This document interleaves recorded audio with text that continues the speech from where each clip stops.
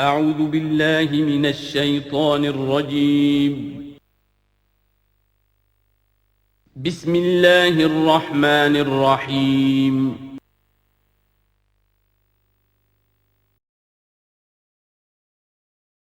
تعارف قرآن کے ضمن میں اگلی گفتگو، قرآن کے اسماء و صفات۔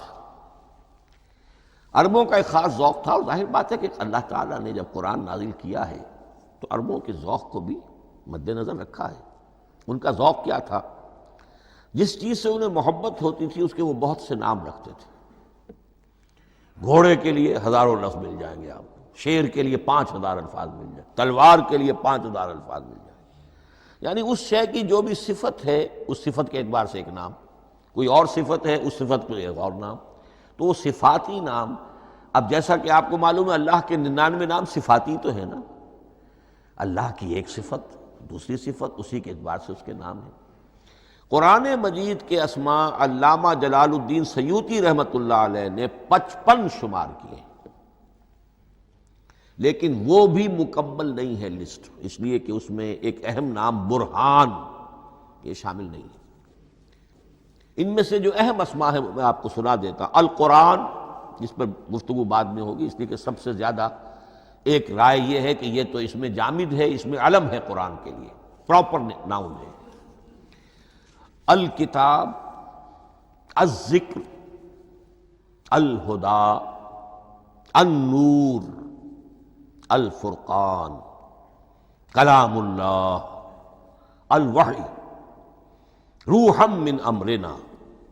پھر اس کی صفات کے اعتبار سے الکریم، الحکیم، العظیم، المجید، المبین، رحمہ، العلی، بصائر، بشرا، بشیر، نذیر، عزیز، قرآن عزیز، بلاغ، بیان، احسن القصص، احسن الحدیث، موعظہ، شفاء، مبارک، مہیمن، قیم، مثانیہ، متشابہ۔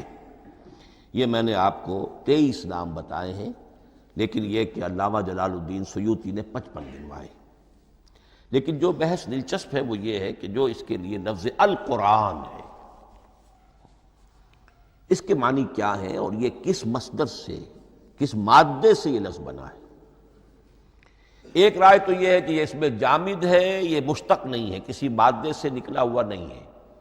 اور یہ بھی آپ نوٹ کر لیجئے، اللہ کے اسماء میں سے بھی ایک نام کو سمجھا جاتا ہے وہ مشتق نہیں ہے، اس میں جامد ہے، اس میں علم ہے، اور وہ ہے اللہ۔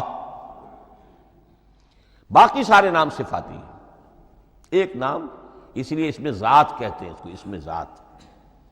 لیکن یہ رائے متفق علیہ نہیں ہے، یہ کچھ لوگوں کی رائے ہے۔ ایک رائے یہ بھی ہے کہ یہ بھی اس میں علم نہیں ہے، یہ بھی مشتق ہے الہ سے۔ جیسے حکیم، یہ صفت ہے، الحکیم یہ اللہ کا نام ہو گیا۔ الہ، ایک معبود، الالہ معبود برحق، الالہ وہ اللہ بن گیا، ایک رائے یہ۔ لیکن یہی اسی طریقے سے نوٹ کیجئے کہ قرآن مجید کے بارے میں بھی ایک رائے یہ ہے کہ القرآن اس میں علم ہے، پراپر ناؤن ہے، یہ جامد ہے، یہ مشتق نہیں ہے، کسی اور مادے سے نکلا نہیں۔ لیکن جو اکثریت کی رائے ہے، جس پر تقریباً اجماع ہے، وہ یہ ہے کہ نہیں، یہ اس میں جامد نہیں، اس میں مشتق ہے۔ لیکن پھر دو رائے ہیں کہ مادہ کیا ہے۔ ایک قرن، قاف را نون، اور ایک قرا، قاف را حمزہ، یہ دو مختلف مادوں کے بارے میں رائے ہے کہ قرآن ان سے نکلا ہے۔ قرن کہتے ہیں کسی چیز کا قریب ہو جانا، جڑ جانا، مل جانا۔ یہ حج کی جو 3 شکلیں ہیں، حج تمتع ہے، حج قران ہے، اور حج افراد ہے۔ قران کیا ہے؟ ایک ہی احرام میں عمرہ بھی اور حج بھی دونوں کو جمع کر لیا جائے تو یہ حج قران ہے۔ اسی سے قران الصعدین کا لفظ استعمال ہوتا ہے۔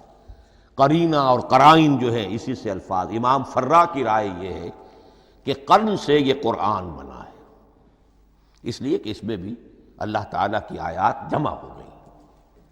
اسی طرح قرأ، قاف را اور حمزہ، اس قرأت کا مصدر بھی بن جاتا ہے، جیسے رجحان، را جیم ہے، رجح سے رجحان، غفران، غفرانک ربنا، پروردگار ہم تیری مغفرت کے خواستگار ہیں۔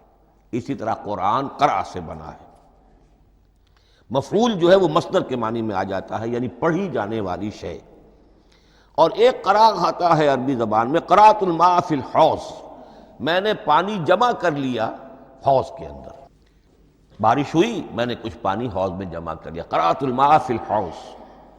اسی سے قریہ کا لفظ بنا، قریہ بستی کو کہتے ہیں جہاں لوگ جمع ہو کر رہتے ہیں، قریہ۔